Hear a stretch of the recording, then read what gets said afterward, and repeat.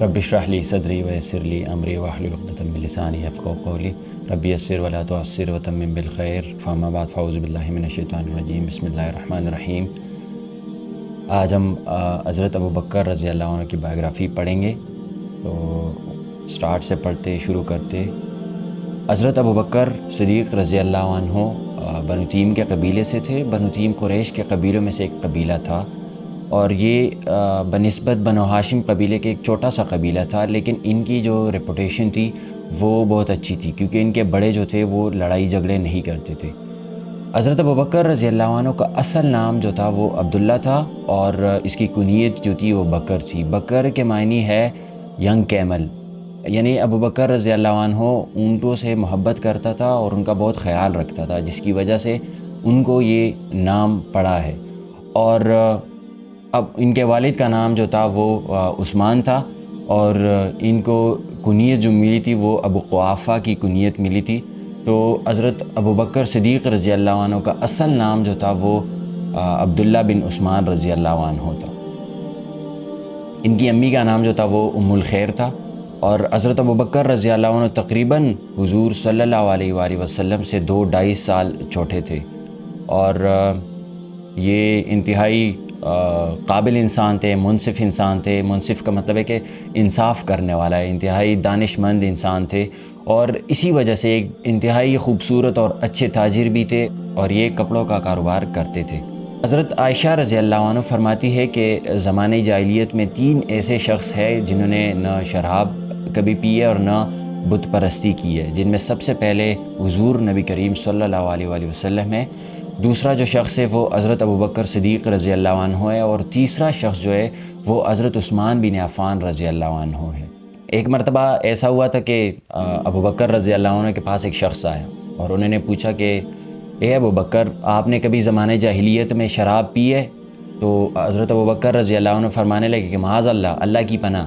تو شخص حیران ہو گیا، انہوں نے پوچھا کہ یہ کیسے ہو سکتا ہے؟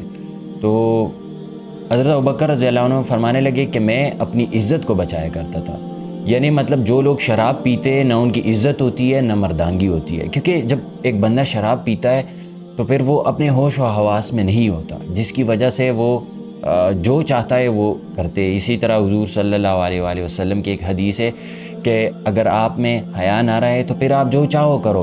تو شراب پینے سے انسان کی وہ حیا چلی جاتی ہے، پھر انسان چاہے جو بھی کرتا ہے، پھر آپ زنا کرو جو بھی کرو وہ پھر میٹر نہیں کرتا، کیونکہ آپ اپنے ہوش حواس میں نہیں رہتے۔ حیا جب چلی جاتی ہے، حیا ایمان کا ایک حصہ ہے، تو جب حیا چلی جاتی ہے تو پھر اس کے بعد انسان اپنے ہوش حواس میں نہیں ہوتا، وہ پھر جو چاہتا ہے، جو ان کی جی چاہتے ہیں۔ یہ حدیث کے الفاظ ہیں۔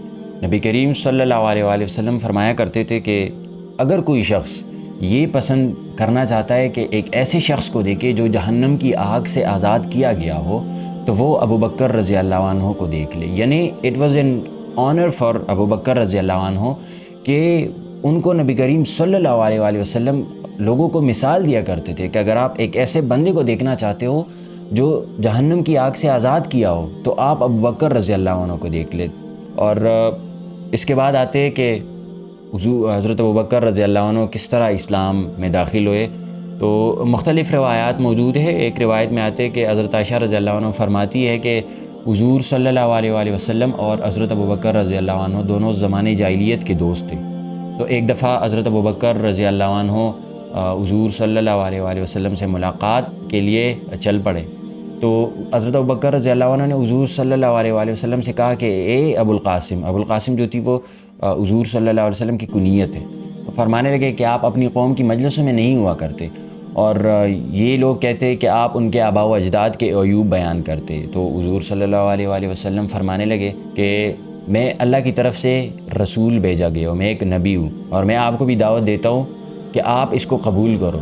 تو حضرت ابوبکر صدیق رضی اللہ عنہ فوراً مسلمان ہو گئے، اور اسی وجہ سے حضور صلی اللہ علیہ وآلہ وسلم فرمایا کرتے تھے کہ میں نے جس پر بھی اسلام کو پیش کیا ہے سب کے سب ہچکچائے، کوئی نہ کوئی نقص انہوں نے نکالا ہے، لیکن ایک ابوبکر رضی اللہ عنہ تھے جو بغیر نقص اور بغیر ہچکچائے ہوئے انہوں نے اسلام قبول کر لیا تھا۔ اسی طرح حضور صلی اللہ علیہ وآلہ وسلم کی ایک حدیث ہے کہ بندہ اپنے دوست کے دین پر ہوتا ہے۔ یہاں سے وہ اگزامپل ہماری سوسائٹی کے لیے ایک اگزامپل دی ہے انہوں نے کہ یس، انسان اپنے دوست کے دین پر ہوتا ہے، کیونکہ آپ آج کے زمانے میں دیکھ لو، ایک دوست آئے آپ کو ایک بات بتائی، آپ پھر بھی ان سے پوچھو گے کہ یہ سچ ہے، اور یہ اتنی بڑی بات ہے کہ ان کی پوری زندگی وہ اپنے آباء و اجداد کے دین کو چھوڑ کر اور ایک نئے دین پر آ رہے. انہوں نے بغیر ہچکچائے نہ پوچھا، اتنا یقین تھا ان دونوں کا ایک دوسرے پر کہ وہ بغیر ہچکچائے انہوں نے اسلام قبول کر لیا.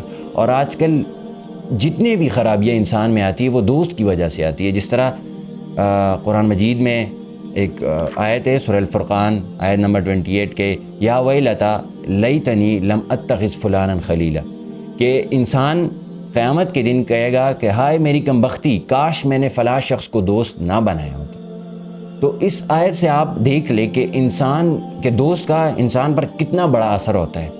اس کی ایک مثال لے لیں، آپ کے 4 دوست تھے، آپ 5-6 نمبر پر ہو، آپ نماز نہیں پڑھتے لیکن وہ 4 نماز پڑھتے. اب نماز کا ٹائم ہے، آپ سب لوگ ایک جگہ پہ بیٹھے ہو، تو وہ 4 تو چاہیں گے کہ مسجد جائے، وہ نماز پڑھیں گے، تو آپ بے شک ان کے ساتھ جاؤ گے کیونکہ آپ وہاں پہ اکیلے نہیں رہ سکتے. تو ایک آپ اگر 2 دن چلے جاؤ، 3 دن چلے جاؤ تو پھر آپ کی ایک عادت بن جائے گی. اسی طرح اگر آپ برے دوستوں کے ساتھ ہوتے ہو تو اگر وہ سگریٹ نوشی کرتے یا کوئی اور گناہ میں ملوث ہے تو eventually you will fall into it. آپ کچھ نہ کچھ دن آپ بہت نیک ہو، آپ 1 ہفتہ بچو گے، آپ 10 دن بچو گے، آپ 20 دن بچو گے، لیکن ایک ٹائم ایسا آئے گا کہ آپ اس گناہ میں ملوث ہو کے رہو گے. یہ ہو نہیں سکتا، چاہے آپ اس کو مانو یا نہ مانو. You have to take this thing very seriously, کیونکہ آج کل سوسائٹی میں اگر آپ یونیورسٹی کو دیکھ لو، ان چیزوں پر کوئی بلیو نہیں کرتا. لیکن حدیثوں میں سے اس کی ایک مثال ہمارے ساتھ موجود ہے، اور وہ مثال حضرت ابوبکر رضی اللہ عنہ اور حضور نبی کریم صلی اللہ علیہ وسلم کی. اور اسی طرح جو میں نے آیت پڑھی سورہ الفرقان کی، یہ بھی ایک واقعہ ہے. یہ کیوں نازل ہوئی تھی؟ کیونکہ ایک دوست نے دوسرے دوست کی وجہ سے اسلام کو چھوڑ دیا تھا، تو اسی وجہ سے حضور اللہ تعالیٰ نے یہ قرآن کی یہ آیت نازل کی. تو اس سے معلوم ہوتا ہے کہ اللہ تعالیٰ کے نافرمان بندوں کے ساتھ اگر آپ دوستی اور وابستگی کرو گے تو ایونچولی آپ بری صحبت کے شکار رہو گے، آپ کو گناہ میں ملوث ہو کے رہو گے. لیکن اگر آپ کی صحبت، آپ کے دوست اچھے تو آپ ایک اچھے ماحول میں ٹائم گزارو گے اور ایک اچھے انسان بن کے رہو گے. حضرت ابوبکر رضی اللہ عنہ جیسے ہی ایمان لائے تو حضور صلی اللہ علیہ وسلم کے دستے بازو بنے اور ان کے شانہ بشانہ کڑے رہے اور اسلام کی اشاعت اور دعوت میں جڑ گئے. حتیٰ کہ 10 مبشرہ میں سے 5 صحابی ایسے تھے جو حضرت ابوبکر صدیق رضی اللہ عنہ کی وجہ سے اسلام میں داخل ہوئے، جس میں سب سے پہلے حضرت عثمان بن عفان رضی اللہ عنہ ہوئے، دوسرے زبیر بن عوام رضی اللہ عنہ، تیسرے عبد الرحمن بن عوف رضی اللہ عنہ، چوتھے سعد بن ابی وقاص رضی اللہ عنہ، اور 5ویں طلحہ بن عبید اللہ رضی اللہ عنہ تھے. اب طلحہ بن عبید اللہ اور حضرت ابوبکر رضی اللہ عنہ دونوں کو صاحب القرنین کہا جاتا ہے. یہ دونوں بنو تیم قبیلے سے تھے اور ان کو صاحب القرنین اس لیے کہا جاتا ہے کہ قرنین کے معنی کے ہے رسی کے، قرنین کے معنی رسی کے ہے. اور یہ دونوں جب اسلام میں داخل ہوئے تو حضرت خدیجہ رضی اللہ عنہا کے بھائی نوفل بن خولید، انہوں نے ان دونوں کو رسی سے باندھا تھا، جس کی وجہ سے ان دونوں کو صاحب القرنین کہا جاتا ہے. اور یہاں سے ہمارے لیے ایک سبق بھی حاصل ہوتا ہے کہ انسان اپنے دوستوں کو اسلام کی طرف بلائے، کوشش کرے کہ ان کو مسجدوں کی طرف لائے، ان کو اسلام کی جو چیزیں فالو نہیں کرتا، شیطان کے اس شکنجے میں ہے تو اس سے آزاد کرنا چاہیے. ابو ہریرہ رضی اللہ عنہ سے روایت ہے کہ رسول اللہ صلی اللہ علیہ وسلم نے فرمایا، جس شخص نے ہدایت کی طرف دعوت دی تو اس سے ہدایت کی پیروی کرنے والوں کے لیے اجر برابر ملے گا. آپ نے ایک شخص کو بلایا کہ آ جاؤ قرآن پڑھو، وہ آپ کے ساتھ آ گیا، قرآن انہوں نے پڑھ لیا، تو وہ جتنا قرآن پڑھے گا، جتنے نیک کام کریں گے، آپ نے نیک کاموں کے لیے بلایا تو آپ کو اس کے برابر کا ثواب ملے گا. اب فار ایگزامپل ایک شخص قرآن پڑھتا ہے، آپ نے اس کو قرآن کے لیے بلایا، وہ قرآن پڑھنا شروع کر دیتا ہے، تو جتنا ثواب انہیں ملے گا اتنا ثواب آپ کو ملے گا. اس کے ثواب میں سے کمی نہیں ہوگی لیکن آپ کو بھی برابر کے حساب سے ثواب ملے گا. اور جس شخص نے کسی گمراہی کی دعوت دی اس پر اس کی پیروی کرنے والوں کے برابر گناہ کا بوجھ ہوگا اور ان کی گناہوں میں کوئی کمی نہیں ہوگی. آپ نے ایک شخص کو بلایا کسی غلط کام کے لیے تو وہ تو گناہ کرے گا پھر، لیکن آپ نے ان کو بلایا، آپ پھر پیچھے بھی ہو گئے لیکن آپ نے ان کو گناہ کی طرف تو بلا لیا نا، تو ان کو جتنا گناہ ملے گا سیم ٹو سیم آپ کو بھی اتنا ہی گناہ ملے گا. ہم سوشل میڈیا پر کچھ بھی پوسٹ کرتے ہیں بغیر کسی تحقیق کے، تو اس چیز کو کافی سیریس لینا چاہیے. کیونکہ آپ ایک سانگ کو شیئر کرتے ہو تو آپ ایک گانے کو شیئر کرتے ہو تو کوئی دوسرے بندے فار ایگزامپل اس پہ 1,00,000 ویوز آ گئے، آپ کو تو پیسے ملیں گے اس جہاں میں، لیکن ایٹ دا سیم ٹائم آپ کا آخرت تباہ ہوگا۔ آپ 1,00,000 بندوں نے آپ کی وجہ سے گناہ کما لیا۔ امیجن 1,00,000 کے بندوں کے جتنے گناہ ہیں وہ آپ کے عمل نامے میں لکھ دیا جائے تو آپ کیا رہ جاؤ گے؟ پھر آپ نمازیں بھی پڑھو لیکن وہی گناہ آپ کرتے رہو تو فائدہ؟ تو اس چیز کو تھوڑا سیریس لینا چاہیے۔ سوشل میڈیا پر کچھ بھی پوسٹ کرتے وقت ہمیں پہلے سوچنا چاہیے کہ کیا یہ چیز پوسٹ کرنا چاہیے یا نہیں۔ حضرت ابوبکر رضی اللہ عنہ اپنے جان اور وقت کے ساتھ ساتھ اپنے مال کو بھی اسلام کے لیے وقف کر دیا۔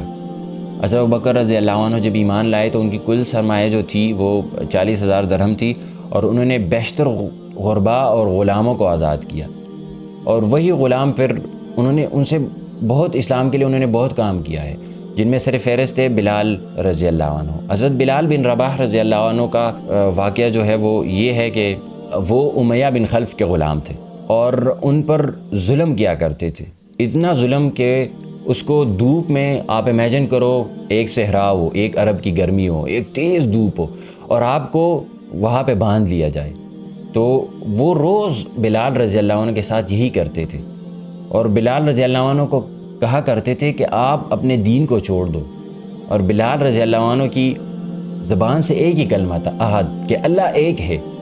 امیجن ایمان کا وہ لیول دیکھ لو ان لوگوں کے کہ اتنے ظلم کے باوجود بھی خدا کی نافرمانی نہیں کرتے تھے۔ اور آج کل ہمیں دیکھ لیں، ہم تو جہاں پہ نافرمانی کا موقع میں ملتا ہے ہم اس کو اویل کرتے، جہاں پہ کرپشن کا موقع میں ملتا ہے ہم اویل کرتے، ہم یہ نہیں دیکھتے کہ ہماری آخرت میں کیا ہوگا۔ یہاں ہمیں جتنا ہمیں گناہ کا وہ موقع ملتا ہے ہم اتنی گناہ کرتے۔ یہاں پہ وہ بندہ پاک ہے نا جس کو موقع نہیں ملتا۔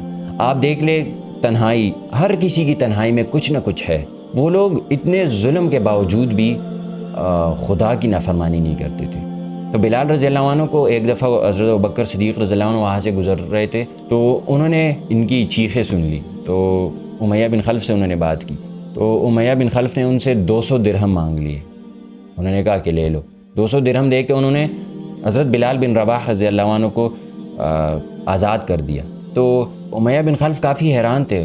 ابوبکر رضی اللہ عنہ نے امیہ بن خلف کو کہنے لگے کہ اگر آپ مجھ سے میری ساری دولت بھی مانگ لیتے اور بدلے میں مجھے حضرت بلال بن رباح رضی اللہ عنہ دیتے تو میں وہ بھی آپ کو دیتا۔ تو حضرت بلال بن رباح رضی اللہ عنہ اکثر ابوبکر رضی اللہ عنہ کے پاس رہتا تھا، جو غلاموں کے سارے کام خود کرتے تھے۔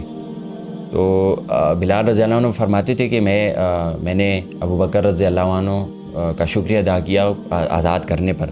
تو انہوں نے کہا کہ حضور صلی اللہ علیہ وسلم نے فرمایا کہ غلام کو آزاد کرنا اللہ کی خوشنودی کا باعث ہوتا ہے۔ پھر انہوں نے مجھے لکھنے اور پڑھنے کی ترغیب دی۔ مطلب وہ لیول دیکھ لو، ایک بندہ 200 درہم اپنا خرچ کرتے، اس وقت ایک درہم کتنا بڑا تھا۔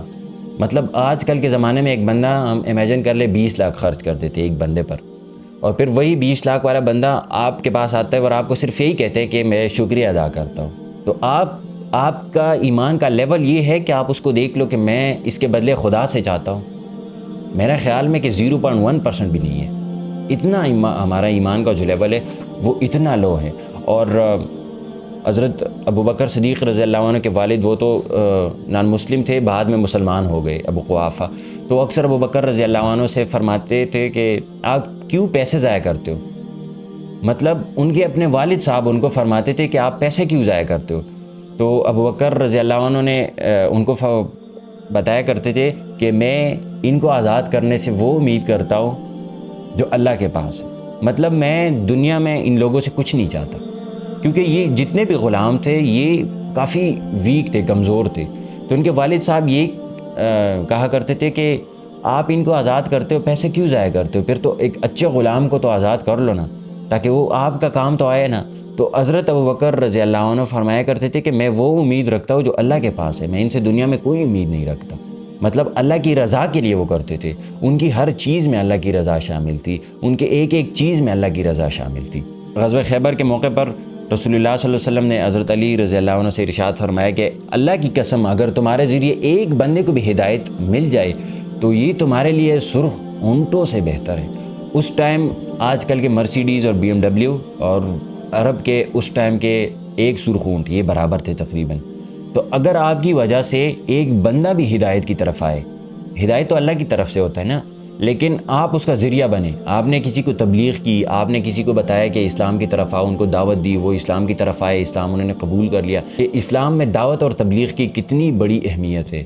ایک ثواب کے لیے آپ ایک اچھے کام کے لیے آپ کسی بندے کو بلاؤ تو آپ کو اتنا ہی ثواب ملے گا, اور آپ کی وجہ سے اگر کوئی بندہ ہدایت پر آئے نا تو آپ اپنے آپ کو انتہائی خوش قسمت جانیں, کیونکہ یہ کام اللہ آپ سے لے رہا ہے. ہدایت اللہ کا کام ہے لیکن یہ آپ کے ذریعے سے لے رہا ہے, تو اس کا مطلب یہ ہے کہ یہ ایک بہت بڑا کام ہے جو اللہ آپ سے لے رہا ہے, تو آپ انتہائی خوش قسمت انسان ہو. اس کے بعد آتی ہے حضرت ابوبکر صدیق رضی اللہ عنہ کی بہادری. ایک دفعہ حضرت علی رضی اللہ عنہ خطبہ فرما رہے تھے تو انہوں نے لوگوں سے پوچھا کہ لوگوں میں سب سے زیادہ بہادر کون ہے؟ تو لوگوں نے کہا کہ امیر المومنین آپ ہو.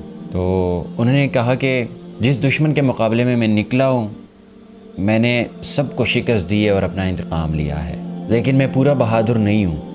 تو لوگوں سے پھر پوچھا کہ آپ میں سے سب سے بہادر کون ہے, لوگوں میں سب سے بہادر کون ہے؟ تو لوگوں نے کہا کہ اگر آپ نہیں ہو پھر تو ہمیں نہیں پتہ. تو حضرت علی رضی اللہ عنہ کہنے لگے کہ لوگوں میں سب سے بہادر جو ہے وہ حضرت ابوبکر صدیق رضی اللہ عنہ ہے. اور وہ کیوں ہے اس کی وجہ بھی بتائی کہ جب غزوہ بدر کے موقع پر رسول اللہ صلی اللہ علیہ وسلم کی حفاظت کے لیے ہم نے کہا کہ کون کھڑا ہوگا, تو دشمن کی خوف اتنی تھی کہ ہم میں سے کوئی بھی یہ ہمت نہ کر سکا, لیکن ایک ابوبکر صدیق رضی اللہ عنہ تھا جنہوں نے یہ ہمت کی کہ میں کھڑا رہوں گا. اور جب بھی دشمن مشرکین آ رہے تھے تو وہ ہر دفعہ دشمن پر لپکا, جس کی وجہ سے وہ سب سے بہادر ہے. ایک اور روایت میں بھی سیم یہی بیان کیا گیا ہے کہ ایک بار قریش رسول اللہ صلی اللہ علیہ وسلم کو مار رہے تھے, تو ہم میں سے کسی کی ہمت نہ ہوئی کہ آپ صلی اللہ علیہ وسلم کے قریب جائے, لیکن ایک ابوبکر رضی اللہ عنہ تھے جو دشمنوں کے غول میں گھس پڑے اور انہوں نے سب کو ایک ایک گونسا رسید کیا. اور جس طرح اس مرد مومن نے وہاں پر کفار کی مشرکین کا مقابلہ کیا تو وہ ہم میں سے کوئی نہ کر سکا, اور نہ ہم میں ہمت تھی کہ ہم دشمن میں آگے جا سکے. اسی لیے حضرت ابوبکر رضی اللہ عنہ سب سے زیادہ بہادر ہے.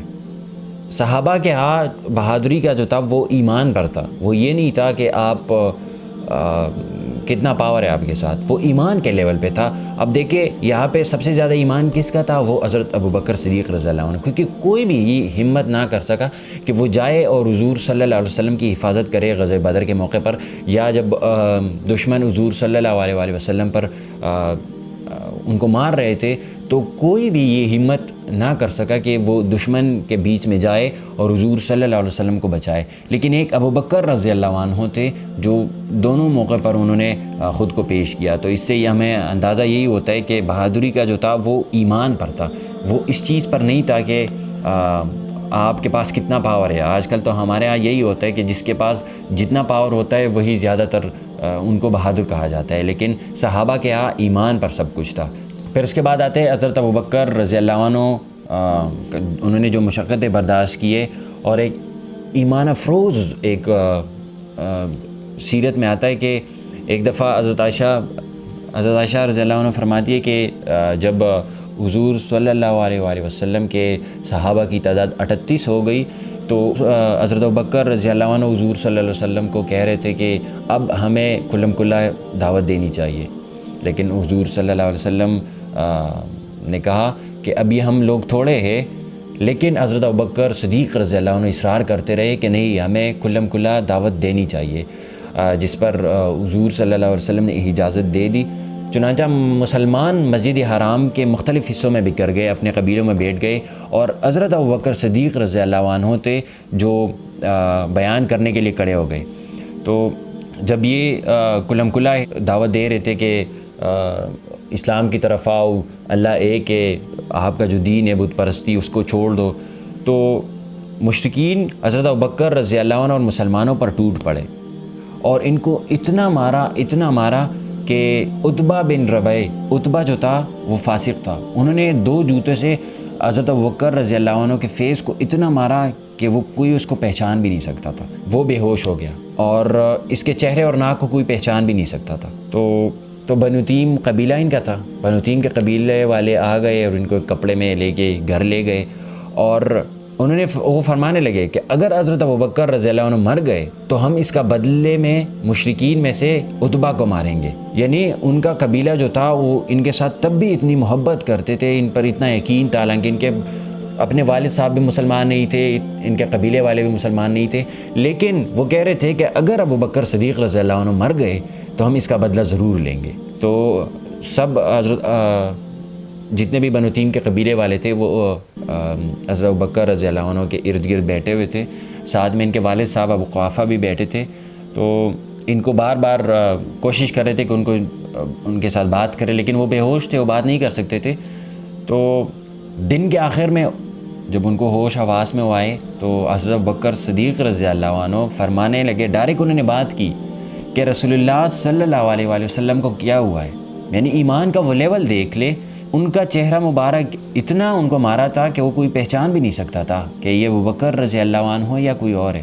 لیکن اس ٹائم بھی ان کو یہ فکر نہیں تھی, صبح سے وہ بے ہوش تھا, وہ ہوش میں آئے, انہوں نے کچھ کھایا تھا نہ کچھ پیا تھا, اور اسٹل وہ ان کو یہ فکر ہے کہ میرے محبوب صلی اللہ علیہ وآلہ وسلم کس حالت میں.